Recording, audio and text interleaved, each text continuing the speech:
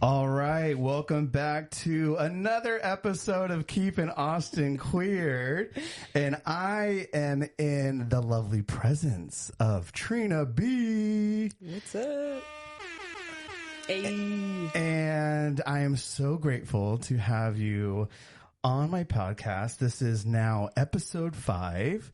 Nice. And for those that have been listening on episode 3, with my lovely girlfriend, Madison. This is her significant other, Trina B. So welcome. Thanks How are for you? having me. I I'm good. know, finally, huh? I know, I'm here. You're here. And I will say that you've honestly inspired me to get more comfortable and confident in this podcasting space. As we discussed before, I am not a IT. A lot of people that know me know I'm not an IT guy. I am not a tech guy, but I definitely am a people person and have a lot to say. So, and I think I'm fun and I'm funny. And so I said, you know what? Why not? And I think I was discussing with this, earlier with you, and you helped encourage me and told me about the products and this and that. And clearly will continue to still do that for me. So I want to say thank you and show gratitude for helping pave a little bit of a way for me in that space, because I've watched your YouTube and channels and you've trended on TikTok. I don't have TikTok. So I'm just like, you know what? You walk around with such fearless energy. Okay. And it's something to be said for sure, you know. Thank you. So thank you for doing that, you know.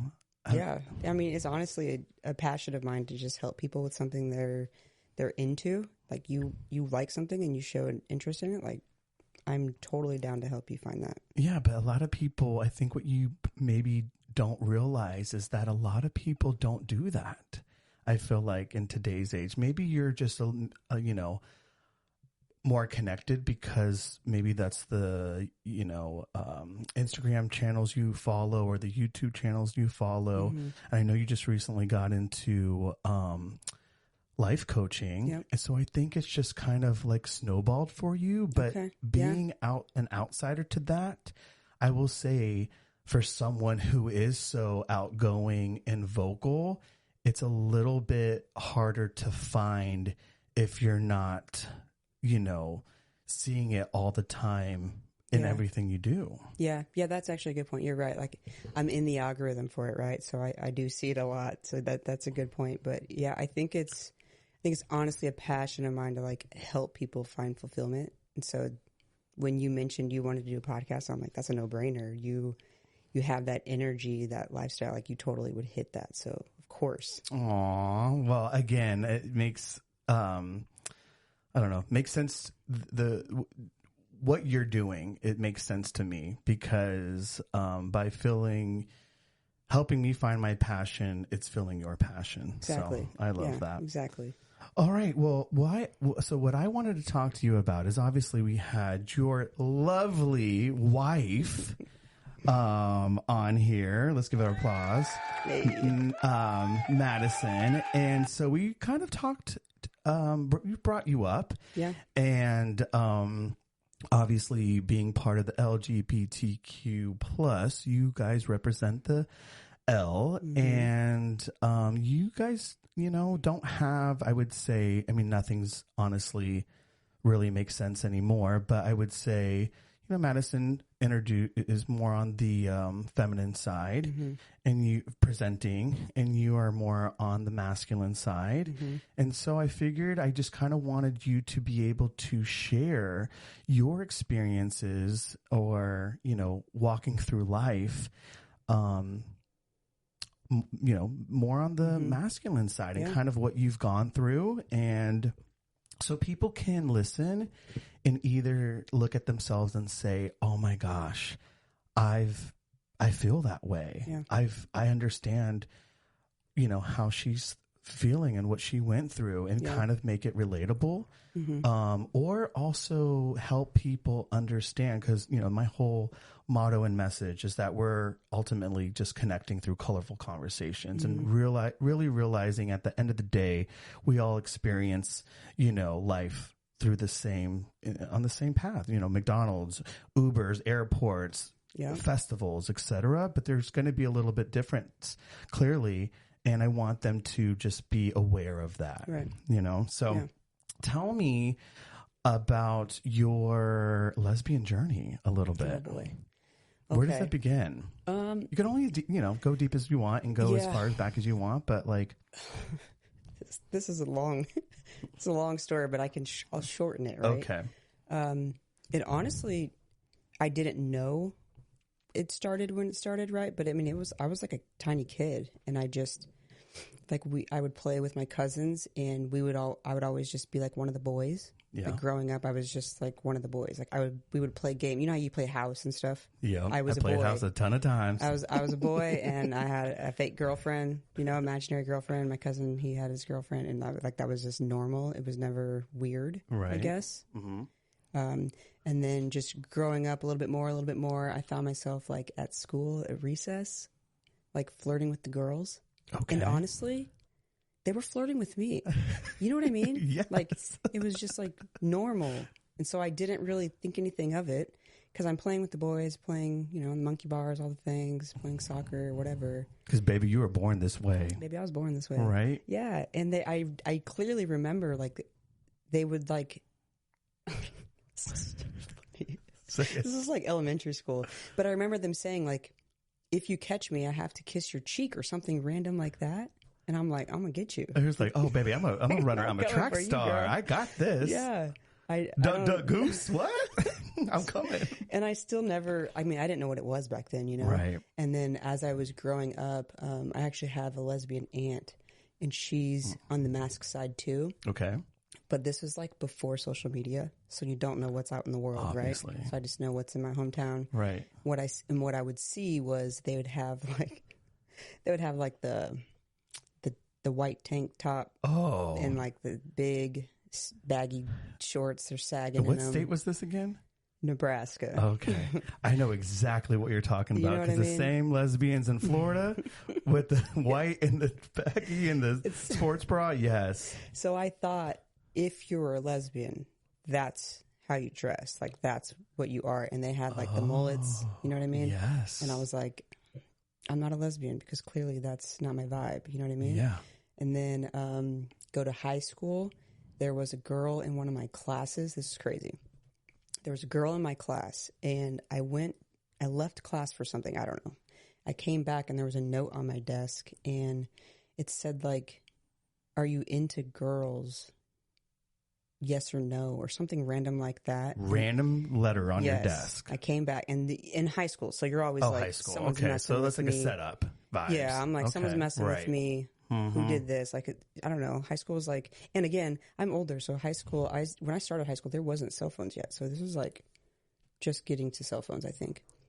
So this is real ass, genuine. Am I lying? There was high schools. I think I had cell phones in high school. Maybe I'm thinking middle school. I did not. You didn't? I did not, no. I can't remember, because I do think eventually I had a phone. Well, either way, maybe I didn't. Doesn't matter.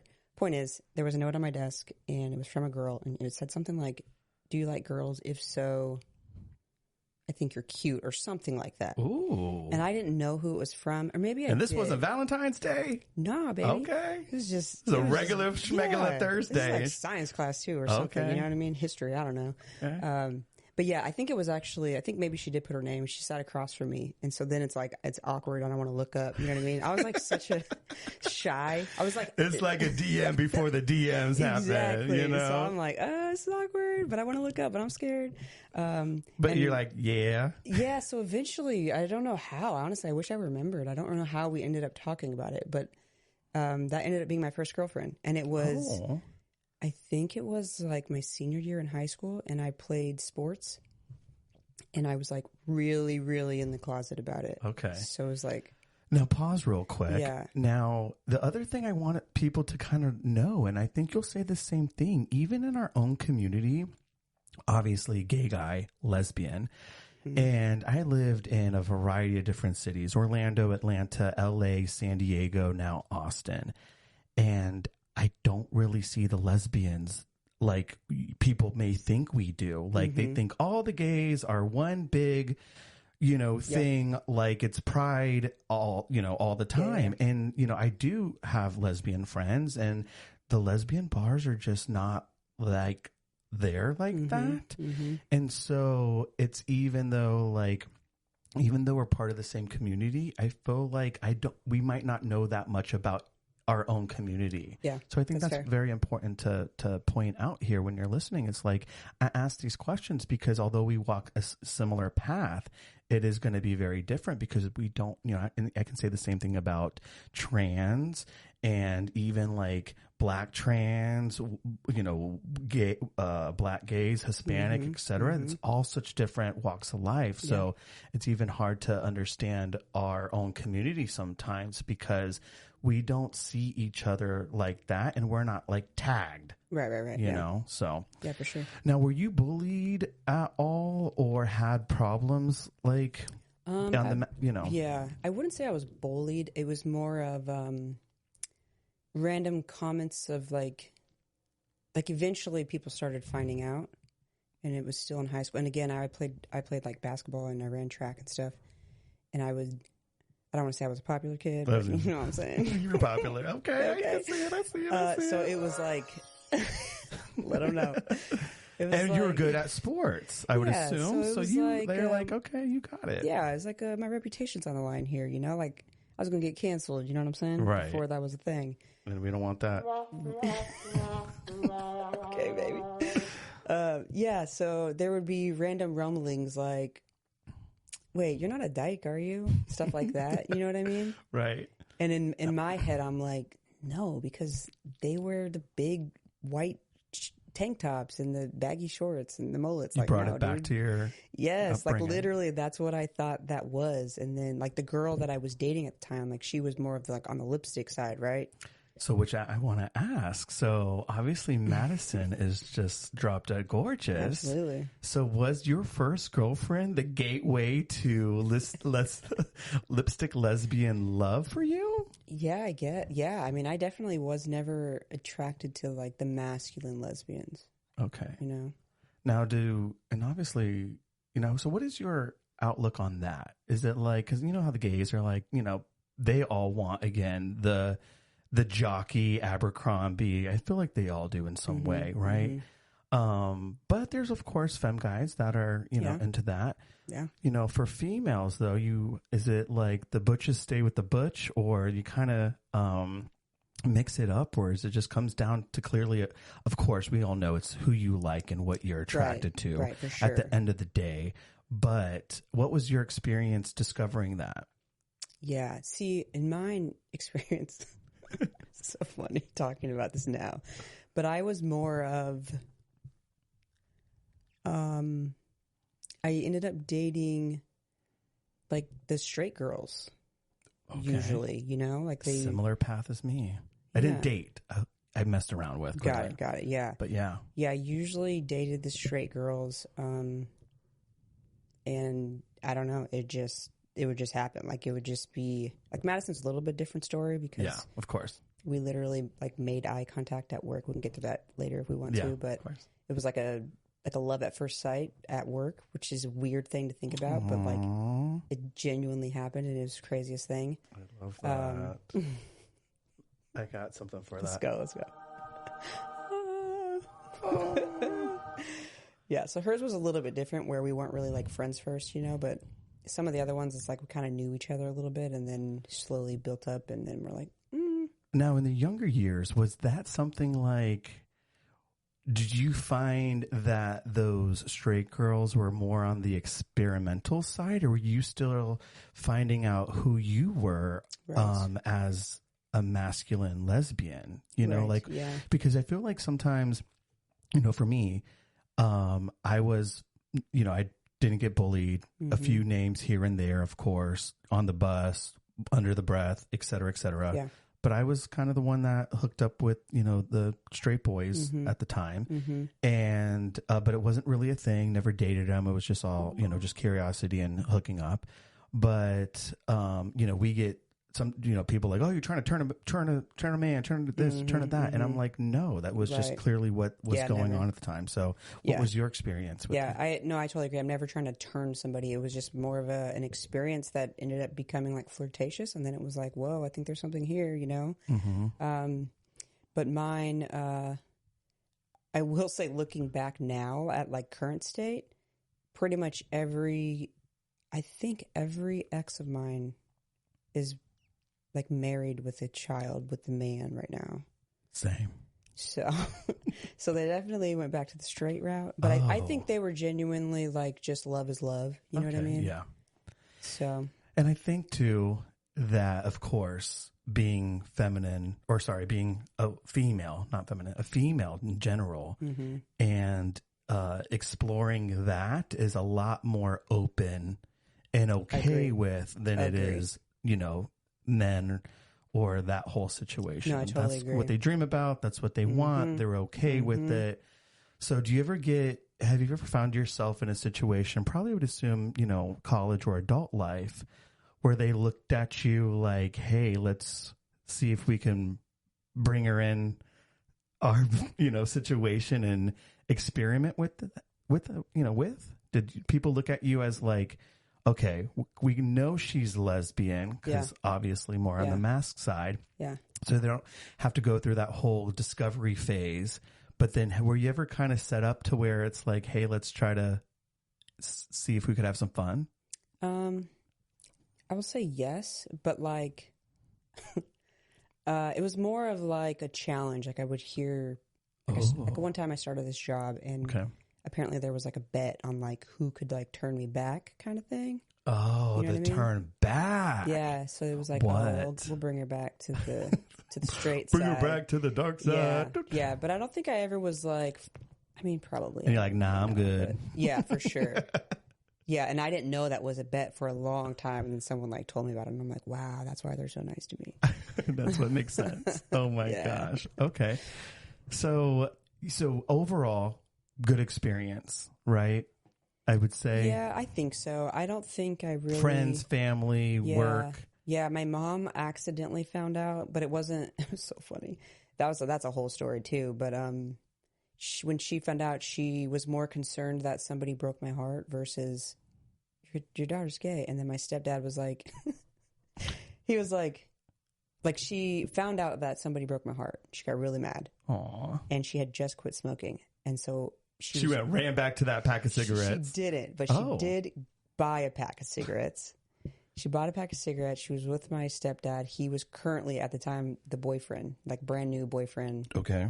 Coming in, and she's like talking about the situation. She's like, I need a cigarette. So they go walking. I don't think she smoked. I think she bought a pack, but just like held it, right? And then like they're walking. Holding strong. Yeah. And then eventually she was like, oh my God, my daughter's gay. And then my stepdad, the boyfriend at the time, was like, so you didn't like assume that? So funny. Oh my God. I mean, I didn't own girl clothes since like she made me, Okay. Like, I was wearing boy clothes since, I don't know, grade school. Yeah. Like and that's always. just what you thought, and that's just what you did. Yeah, like you'll see pictures of me as a kid in a dress and you're like, yikes. It just looks, I don't know, my body's just different. It just doesn't look good in a dress. And that's okay. It's okay. I think you look amazing, and obviously you came to our wedding, and I loved your fit. Thanks, baby. I was just like, it's just part of, I guess what I'm realizing is that some people, and this is bringing up the conversation, you look at someone and they're like, okay, clearly she looks female, but obviously she's wearing men's clothing. But it sounds like you really haven't, this is just who you are. This is what you're wearing. This is all you know. Yeah. And thankfully the times have caught up with us to where it was just okay and acceptable. They never really, I would say, of course, I'm sure you went through some difficult times, but also to say in the same breath that it was okay and accepted, it wasn't really like looked at you like anything different. Like, oh, here's, you know, your beautiful wife, Madison, who's more feminine side. And then here's you who, you know, can rock, you know, a hoodie and whatever you want. And, look, you know, be okay with that. Yeah, for sure. I definitely have, I feel like the biggest thing was probably my own self-insecurities about stuff because, like, you know, like self-inflicted fears of things and like bathrooms. Like, I hate public bathrooms. It's like probably one of my biggest fears. And but I think, and I've talked to Madison about this so many times. So if we go somewhere, like, will you go to the bathroom with me? Because I just feel more comfortable if somebody's with me. Yeah, that makes complete sense. But like and I think that it's not that somebody will be like, oh my God, there's a dude in here when I walk in. It's the like double, triple take. They'll like look at me like, oh fuck, there's like a dude in here. And then they look at me again like, oh wait, I think that's a girl. And then it's like awkward. And then it's like, I feel bad that they did that in front of me and they know that I saw it. You know what I mean? Right. So then we have this like awkward look and like sometimes they're like, oh my God, I'm so sorry.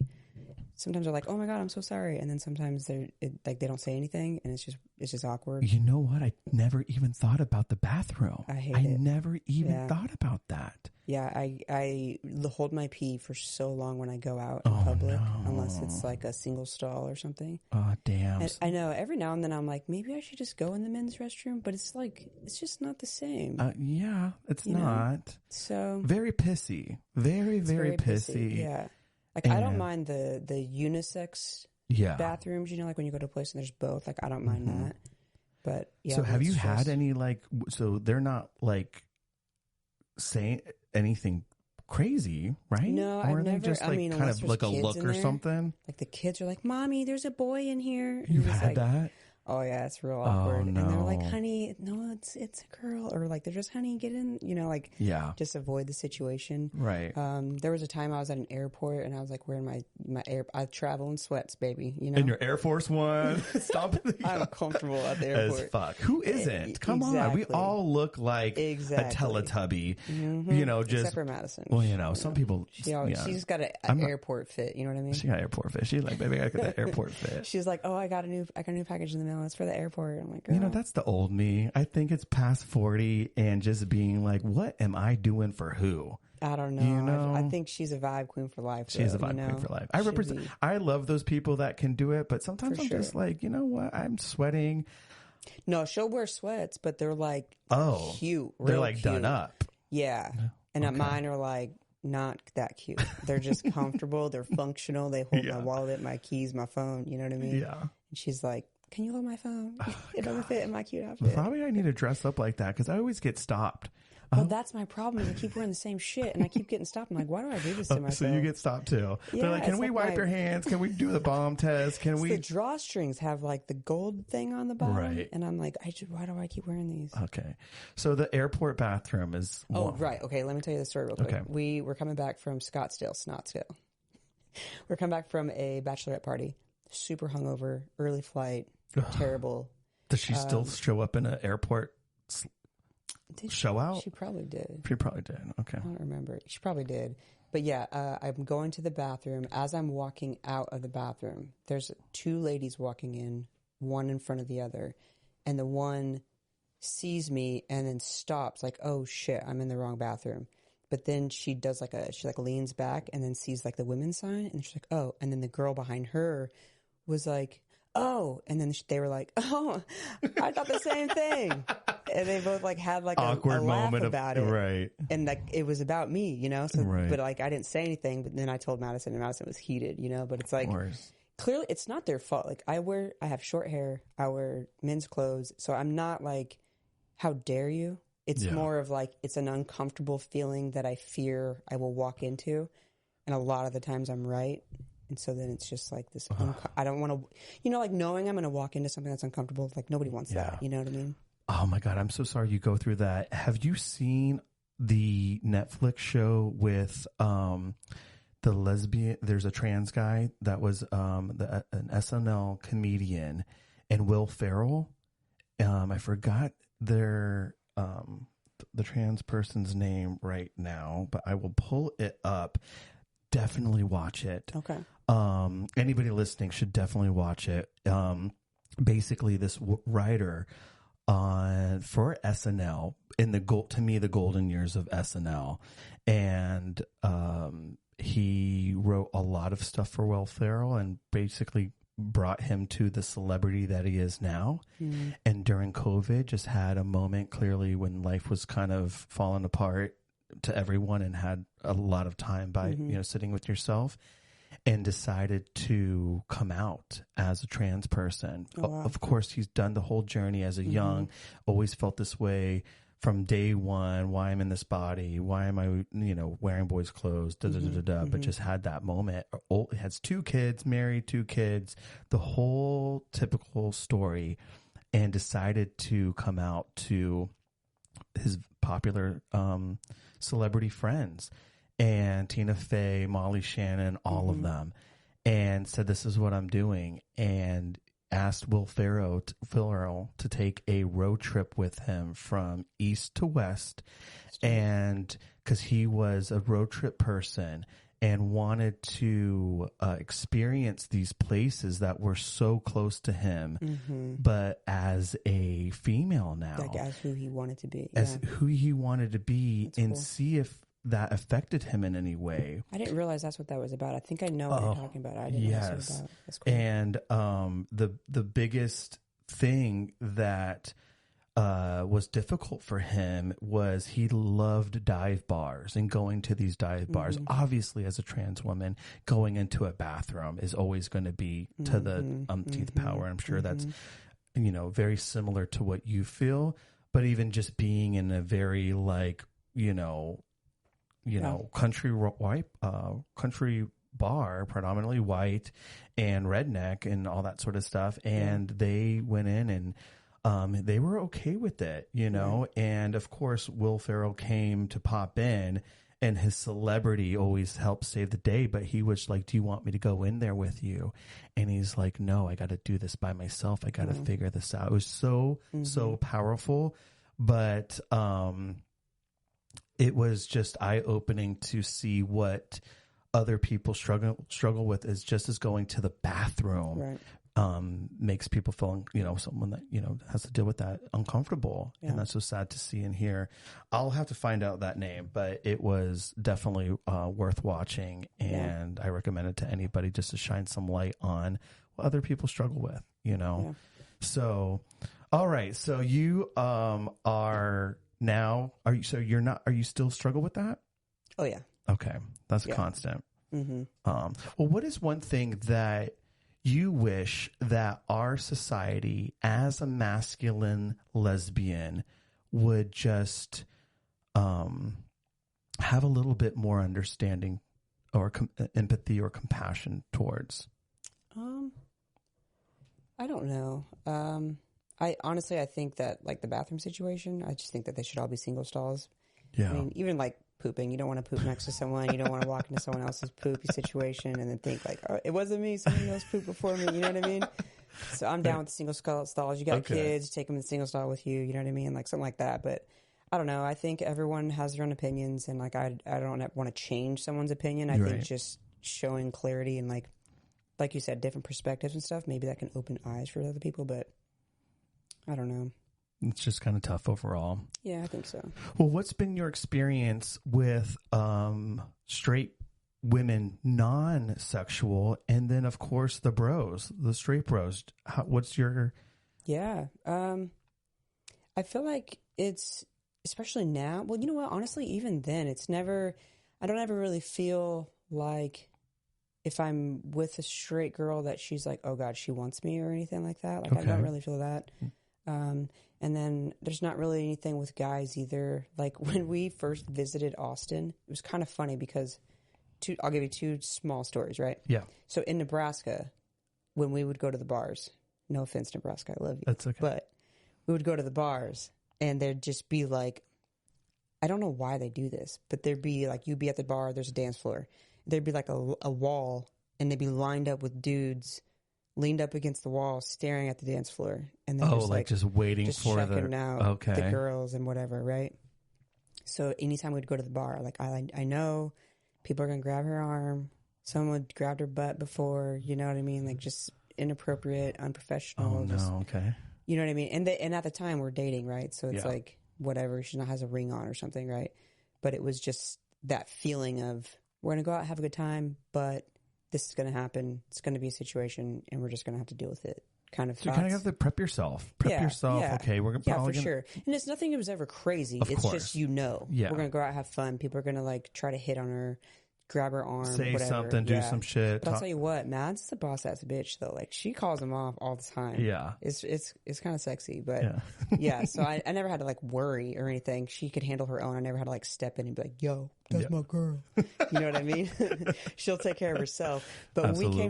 we came to Austin. Okay, we go to Dirty Six. No, Dirty Six. What's on the east side of Dirty Six? So West. You know 6? what I mean?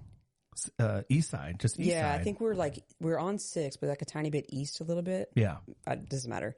But we're down there. We're like bar hopping, trying to see if this is our city, right? Because we're trying to move. And we go to this bar. It's super packed. We're having so much fun. It's the Green Light Social. Oh yes. With the juice boxes. Yeah. Yeah. That's there. West 6. Okay, West 6. Okay. Yeah, you're right. Yeah, we're at that place. We're on the dance floor, and some guy. The Capri Sun boxes. He like loved me and like kissed my cheek. You know what I mean? Ooh. And then like some other guy did something, and they were like just straight guys on the dance floor. You know what I mean? But I was like, oh my God, I love this city. Like it was so funny. And like we get back home and Madison was like, yeah, everybody was like touching Trina. Like nobody even flirted with me. It was really funny. Well, you know what I'll say? You definitely, obviously your wife we call her the vibe queen. Right. But you have this energy as well. And I've been around you numerous amounts of times, and you exude energy, and I think your energy is also what people want to be around. And I bring up the bros thing because it's just like, I don't know, as a gay guy, I feel like I'm just more like attracted to the cheerleading sorority girls, pretty type of thing. And I love you so much and so dearly, but I just also think like I could see how you also kind of lean in more on that side in a way. Yeah. And so, but the times that I've been around you in those atmospheres, I feel like your energy is just carries its own light. Yeah. And you're just so like loving and warm and just well received. So I just want you to know, although you feel like, Madison, you have to hold the spotlight for Madison, you do carry that light as well. Yeah, thank you. And it's just, it doesn't need to be overshadowed in a sense. And obviously a big reason why your wife loves you and chose you as well. Yeah. I mean, you're married, so, and have a baby. Yes, so how has that been? How is...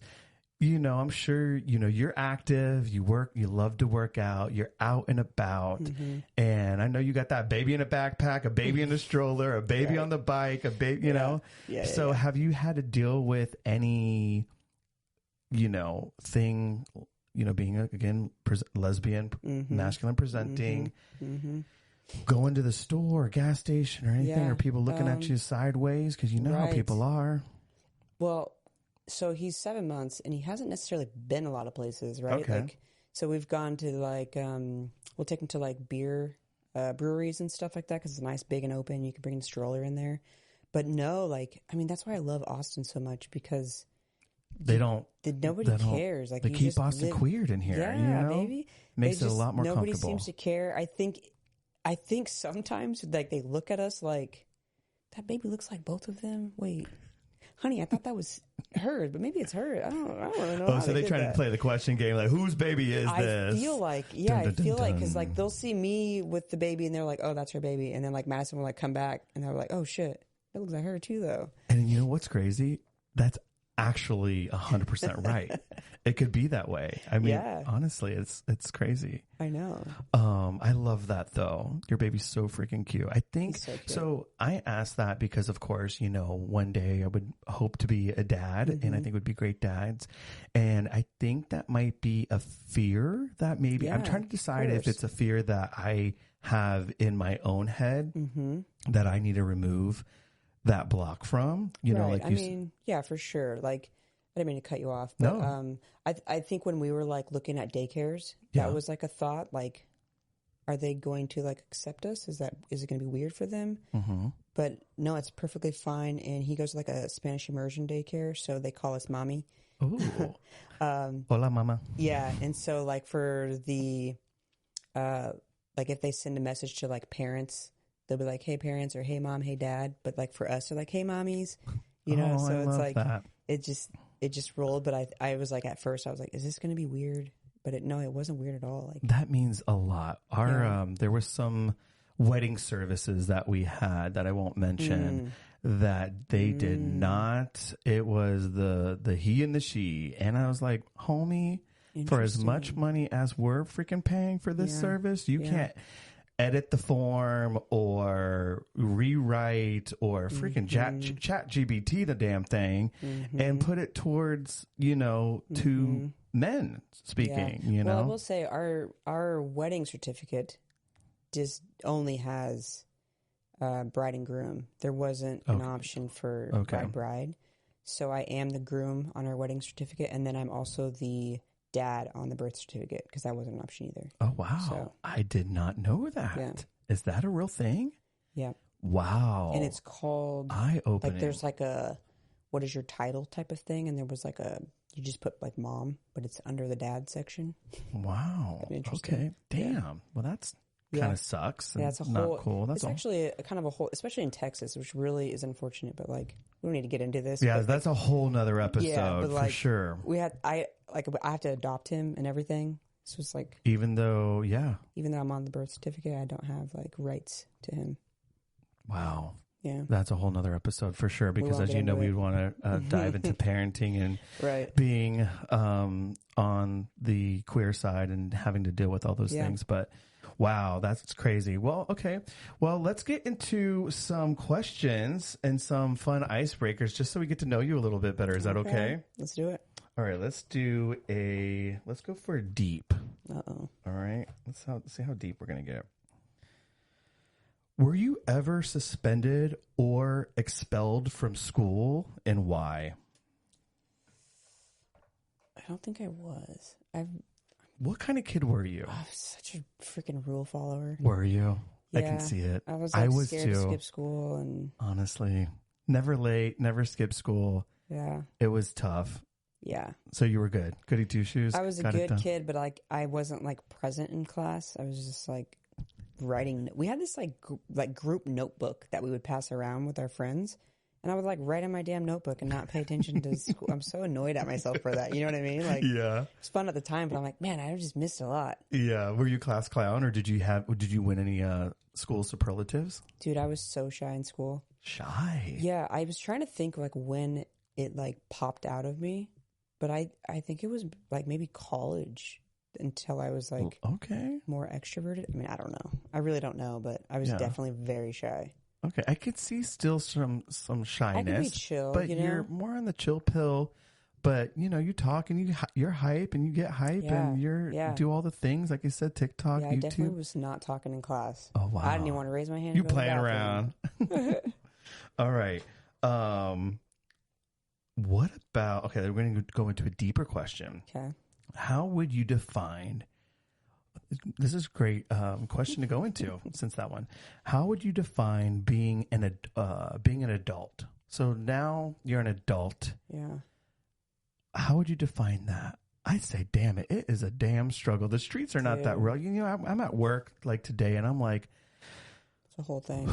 Why did we rush to get here? It's funny. I think about that a lot because, like, when you're young, like, older people are telling you to, like, slow down and chill and do all the things. And I'm like, I just want to get a job. I just want to do these things. Like, you want to do all the adult things. You want the car. You want the job. You want the And then you get it, and you're like, I can't ever stop now. Like, I literally have to always work for the rest of my life. And always pay rent and always pay for a car and always pay for food and find time to sleep. Yeah, it's like a battle of... like some people are like, save money, and some people are like, I want to live my life, YOLO, you know what I mean? Yep. There's like that balance of, you could save all the money and still die, bro. Like, but then you could keep just buying stuff and not have money to, you know what I mean? So it's like, I think I'm somewhere in the middle of that, you know? Yeah, it's the struggle, it's the balance, it's finding who you are continually, and you just keep changing and growing and changing and growing, you know what I mean? You just got to be adaptive and just. And we still got so much life to live. Yeah. And get old and live and learn and all those experiences. Yeah. Well, what would you, one of these questions to get a little bit deeper too, going through your, again, I hate to say, label you this, but lesbian, masculine presenting person, what would you tell the younger version of yourself now, knowing where you're at and the road and the work you put in and everything it took to be this extroverted person now and fun, funny, big, bright of light, and going through the things you went through for those that are, potentially still in that space or trying to find how to get to the other end of it. What would you have told yourself? Oh, that's big. I mean, I think it's a lot easier now because we have the internet and there's communities out there for literally everything, right? I mean, I was on TikTok watching a guy paint tennis courts, and I'm like, why am I here and I can't How stop? long are you watching that for? Bro, I subscribed. I'm subscribed? in it. You know what I mean? Have you gone down the whole of the carpet cleaning or car cleaning detailing? Yes, all of it. You know what I mean? So there's a community for everything. So really, I think, sometimes the people that are closest to you, they aren't where you are. They don't know what you're going through. And so it's easy to just hold it in or try to be something you're not. But the sooner that you can be you and embrace it and then just find community, I think that's when you see people really explode into who they want to be. You know what I mean? Like, wow, they really become themselves as soon as they're like, okay, I'm not hiding anymore. I'm out. This is me. And then they realize, like, what the fuck was I afraid of? Why was I holding it back in? Yeah, like, nobody cares. Like, everyone is worried about themselves way more than they're worried about you. Absolutely. Like, maybe parents, grandparents, but at the same time, they genuinely want what's best for you. Unless it's, something crazy that we can't really understand and that happens. And I'm sorry. But again, there's community and you got to just find the community. And they really have, I feel like, that true unconditional love. Not everyone, right, but they do have it more than you're willing to realize. And I think the biggest thing is once you get yourself out of your own damn way, you will truly realize who you are, your potential, and the abundance and success and fulfilled life that you can live authentically throughout many years to come. Yeah. I mean, it's life-changing, right? Like, I know so many people that were in the dark, like just hiding for the longest, like even Madison, like, it's not necessarily that she was hiding, but she was just scared. Like, what is my family going to think? What are my friends going to think? She was in like a really close knit circle and like nobody else around her was gay. So it was like, I don't want to tell anybody. We got to keep this a secret. You know what I mean? And, I got a big ass family. So, and they all knew her family. They all knew her mom. So it was like, someone's going to find out. And slowly people started finding out. So she was like, I got to tell my family, And once she did that, it was just like, pop, bam, bing. What was I scared about? Right. Well, you said earlier is really the other thing to really understand and take in is that, once no one really cares. Right. It's all made up in your head most of the time. Right. You're worrying about things that actually are not even real or will even become real. Yeah. And a lot of the times when family does care, it's because they care for what you're going to go through. Because even straight people, whatever, like they have their own issues of things, right? Like everybody's going through something, but like it's a different level to be gay in this world just because it's just not built for us. Right.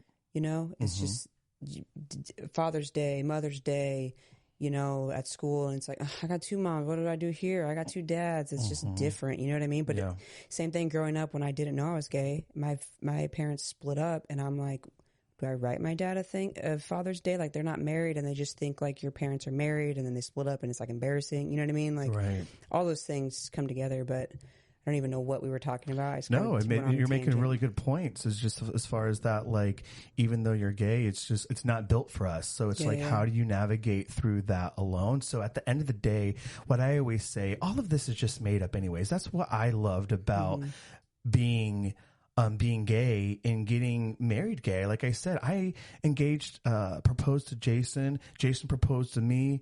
Who's doing what? Who's walking down the aisle first? Who's this? Who's that? I'm like, you know what? The beauty of that all is that we get to make up our own rules. And I love that.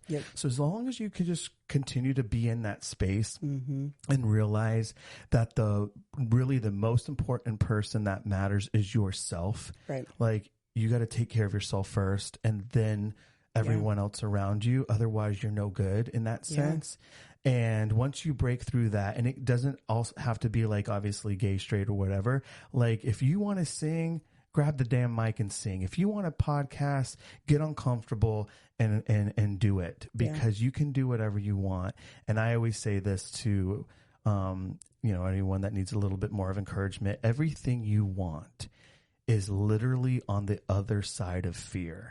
And just break through it, because you're your own, you are in your own way through it all. So literally. Well, that will conclude this episode. I love you so much. So what I want you to do is tell people where they can find you and link up with you, and talk a little bit, if you want, about your life. You just recently got into life coaching. So anybody listening that wants a little bit of amazing motivation and from someone that is so kind, so loving, so understanding, and so non-judgmental, because you walked the walk, Yes, and everyone has, I feel like not everyone can do that, know, and I feel like, you do it so naturally. I have to say, you are so, the biggest, warmest hug. And I just think you do it so naturally. So anybody who wants to link up with you to get motivated, how can they do that, and what does that look like? And you can just hit me up on pretty much all social media at Trina Burks, TrinaBerks. There you go. Yes, baby. And you are on YouTube, social, Instagram, all that good stuff. You said TikTok. I'm on all the things. Yes, I love it. Well, that's it. Thank you for this amazing episode and sharing who you are. Thanks for having me. And don't forget to keep Austin queer. That's it, you guys. I'll talk to you later. Have a great one. Woo!